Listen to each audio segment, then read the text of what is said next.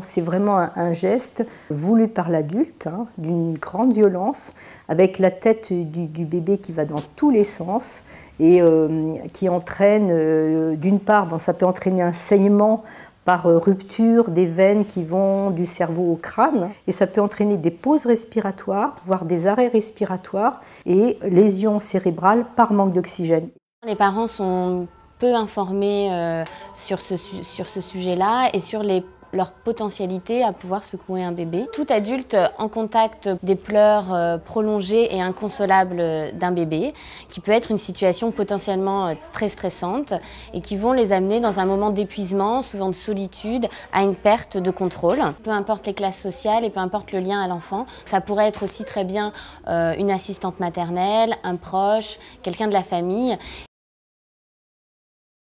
Donc dans un premier temps, une fois que les besoins du bébé ont été vérifiés, que le bébé n'a pas faim, n'a pas de fièvre, n'est pas malade, a la couche propre, enfin tous les conseils qu'on peut prodiguer, effectivement l'idée dans ces moments-là de pleurs inconsolables, c'est de pouvoir poser l'enfant dans un endroit sécure, son lit à barreaux par exemple, posé sur le dos,